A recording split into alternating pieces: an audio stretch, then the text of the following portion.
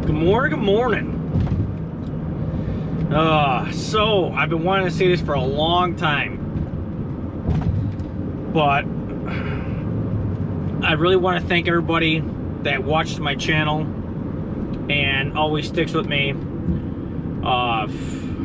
For the last video I just did, for the tool review for the sewer camera,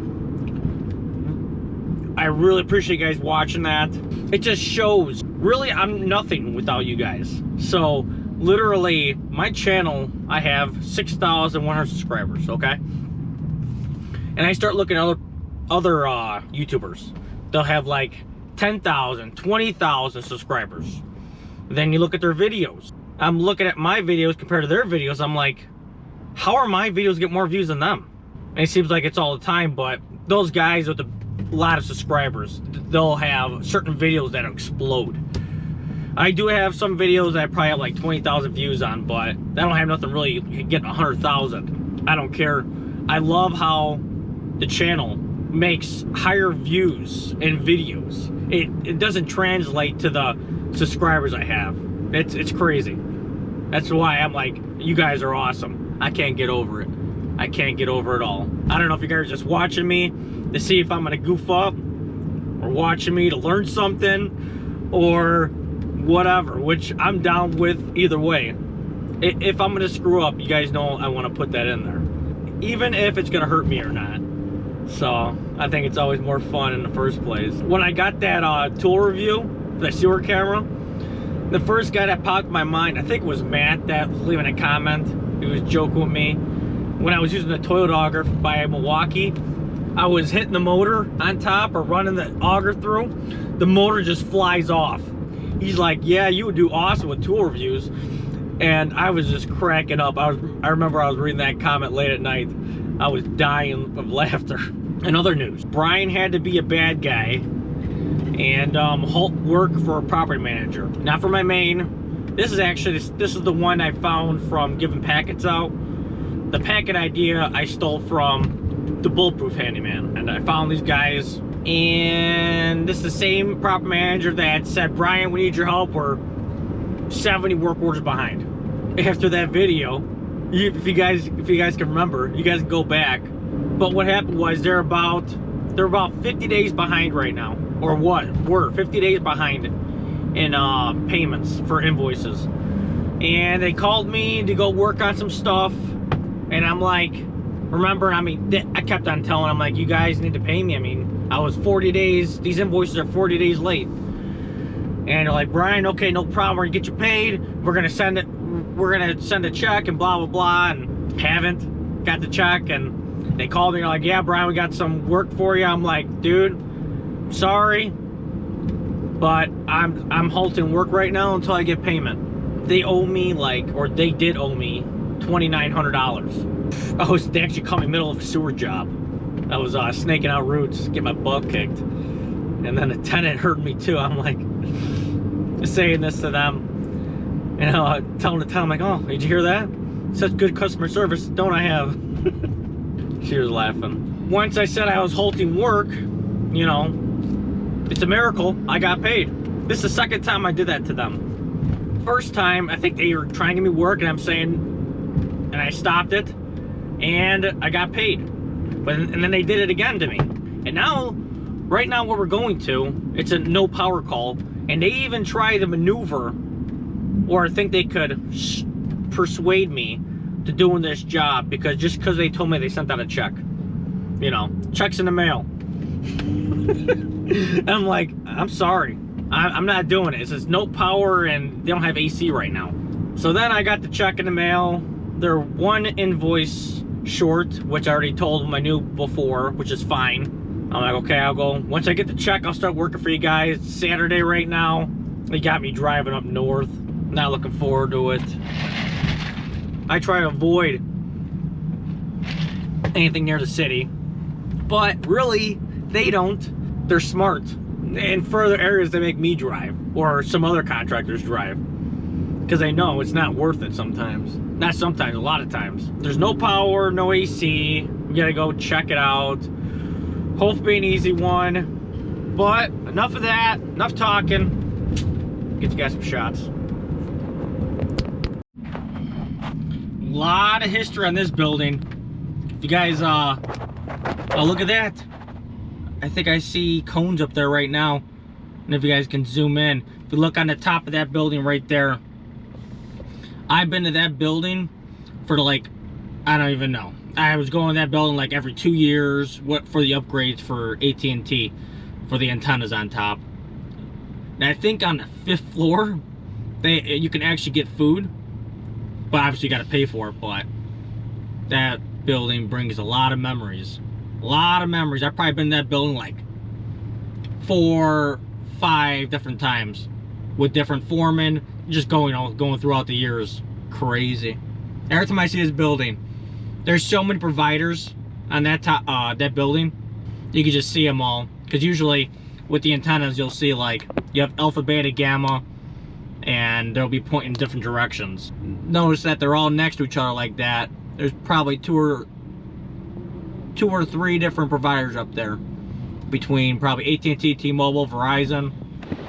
Okay, so this one's a little difficult. Well, might not be difficult right away, but so they said they had no power. 2nd floor. I just went up there. This was tripped when I got here. He pulled it back, but it was right in the middle. It's a 15 amp breaker. And they had a 10 amp, they had a window unit that was plugged in. The plug said 10 amps. They have their living room or their dining room area, which is also on that circuit. So the lights outlets are out in there.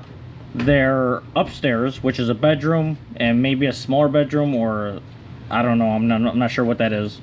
It looks like a bedroom, and that's on it. The only thing that's working right now is the bathroom circuit upstairs right now. Just going off all that, this thing is, this thing's overloaded. Right now the AC is not plugged in. It's plugged in off the bathroom circuit, so it shouldn't trip, but they're telling me it's tripping.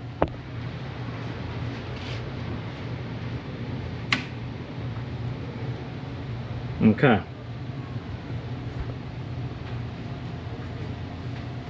Oh, and also I didn't show you guys upstairs because they're allowing me to record down here, not upstairs. Could you go upstairs and I'm gonna give you a call, and I'm gonna have you. Actually, you know what? What do I want to do? You know what? Just hold on for right now. Just hold on.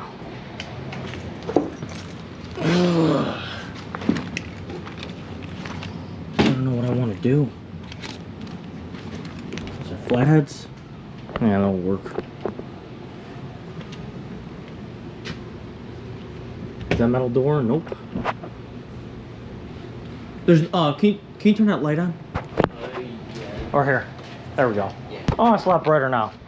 I'll take it. I'm gonna take a. What I'm gonna do right now is take an amp reading on that breaker. See what's happening.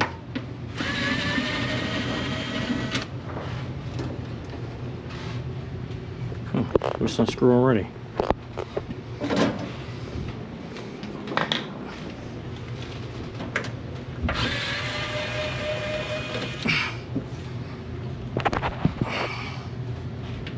And I was asking them when they got so they lived here for almost a year, and I was asking them when they got the window AC unit. He said 2 months ago they had an issue before, and they said the problem went around. They said the problem went away on its own, which makes me think that they just just turned the breaker back on. That's what I'm guessing. And there was a trip right there.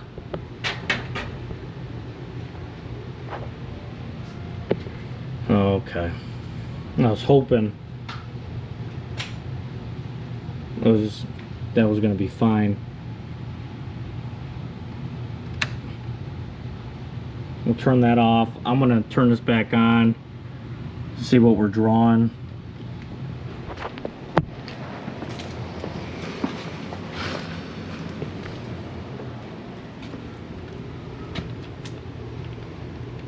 There's a lot of stuff on this circuit. What am I doing? Doing amp reading.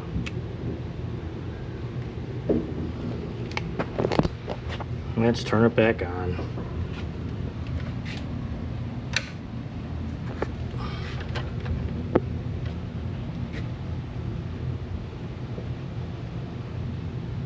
I'm gonna laugh if this is like a nuisance strip.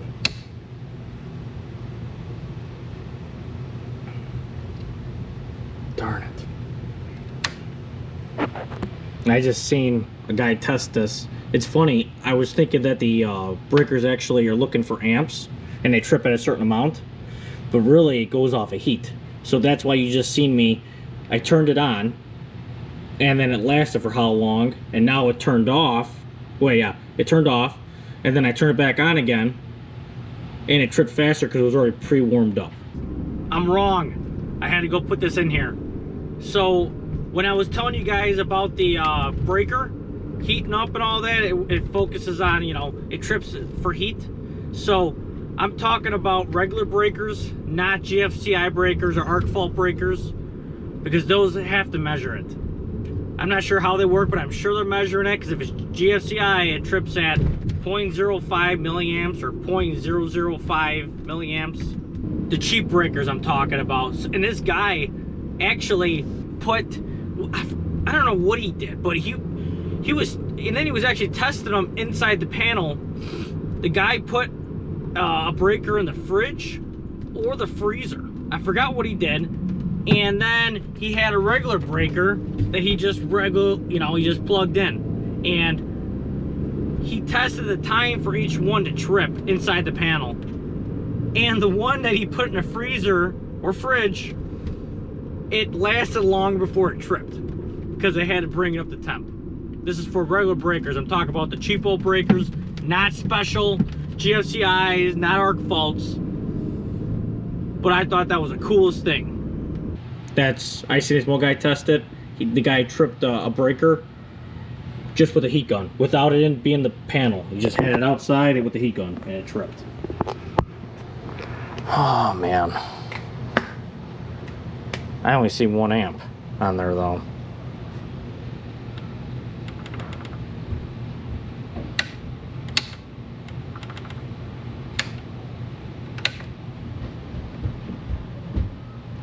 It's only 1 amp.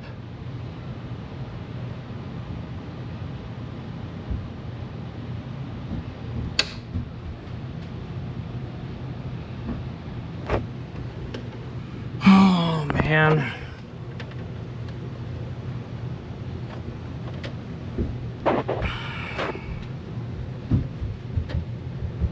When did anybody change this out yet? Do you know? What do you mean change? Did anybody add this breaker in? I don't think so. You don't think so? It was there. No one did electrical work in this place since you guys moved in? Oh. Here we go. Well, I don't know. I'm gonna go upstairs. And it looks like they changed the outlets out too. Yeah, whoever did the outlet job, either just pushed in, they're cockeyed, and all that. So when you see work like that, you know the workmanship isn't there, and that's when you find issues. I'm gonna go upstairs, start unplugging stuff, which I didn't really see anything really plugged in anyways, but there could be something with the frayed wire making this breaker trip. Okay, so I just seen this. I don't know what breaker I have. I have to look at the model or whatever, but I seen, I don't know if it's a combo with ground with the GFCI and arc fault, or if it's just GFCI. I could look it up. It really don't bother me, but I know it's GFCI. Right now, we got water in there. So they just told me it was leaking like 4 days ago or whatever. So what I'm gonna plan on doing is I gotta take this light apart.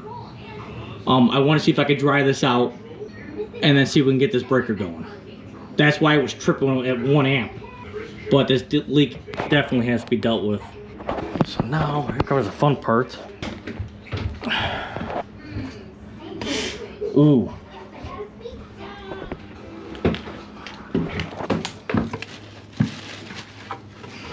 Of course it's gonna leak, Brian. It's full of water.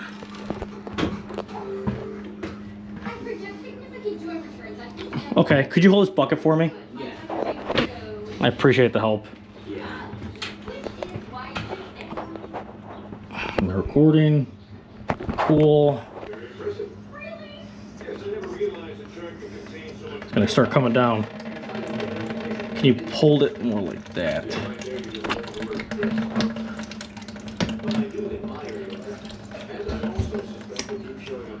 Unreal. Gotta love it. And this is a steep roof too. I was gonna bring you guys on the roof, but I'm not going on this roof. Gotta love it when these things aren't even fastened properly and the whole thing just comes out.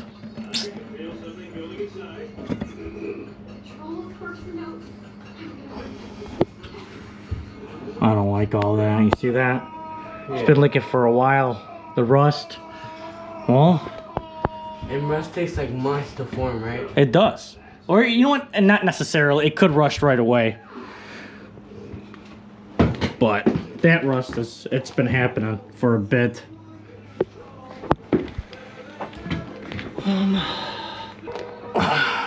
But really too, they didn't even, when I was checking amp reading, they didn't really have that much stuff plugged in. That's probably why it's not too much of a problem. Originally, just this is gonna be the issue. Well, barely long enough screws.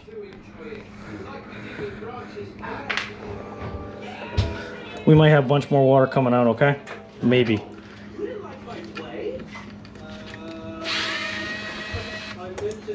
That barely even grabbed. This guy who put this up here must have been having a good time. Oh, they got cloth wiring too. Yeah. Yeah, it's just older stuff.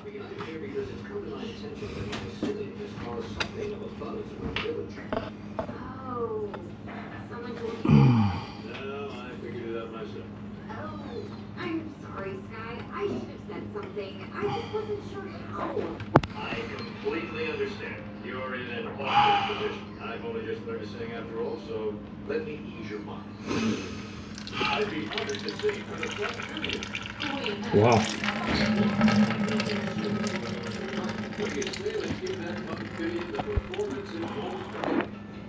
I'm just trying to decide what I want to do. Take this light bulb out right now. Still clean. Yeah. Just that one spot. Just that one spot. I might just change the light out. I don't know.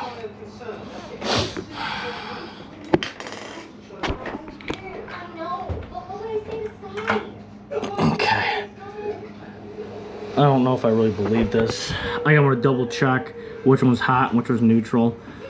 These things always throw me off. I noticed that the little bit of color with these old ones, that should be the neutral, where they should have it right, but I'm not gonna hook it up backwards.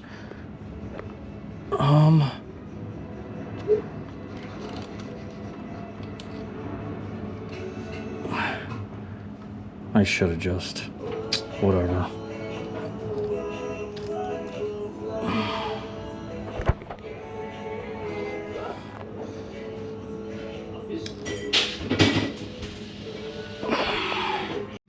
For sure. Okay. So, I think power's on. I turned the breaker on. I don't know if the switch is on. So they were saying this one was the neutral. They're saying this one's the hot. Oh, look at that. They put it on right. Now, another thing too. I started questioning myself for a second. Right now, we got no ground, okay? That light is metal. You're not supposed to install a metal light if you have no ground. But, manage about your area. Oh, I started with my truck, get longer screws. But it matters about your area. You can install a light that requires a ground without a ground if you have it on a GFCI breaker. I already dried. I'm gonna reuse the light. I checked all the connections. Everything is crisp. Dried everything out. Right now the breaker's on, so it's not tripping. So I'm gonna reinstall the light. I already cleaned this off. And then we're gonna go from there. So, did I shut? Oh.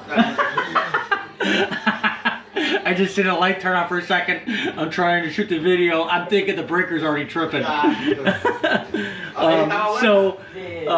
the light off downstairs in the hallway. But so I dried the light out, redid the connections. I taped the cloth wiring. In case, you know, if I push it back in the box, I don't want it cracking on me. Because you got like, it's like a, I don't know, plastic, then it goes cloth over it. And then, also I put the wire nuts standing up, so if it rains, it'll come off them rather than put it the other way and it just collects in the wire nut. And I cleaned the drywall up, so best I could. But that's it. That's a wrap. Have a good night, guys.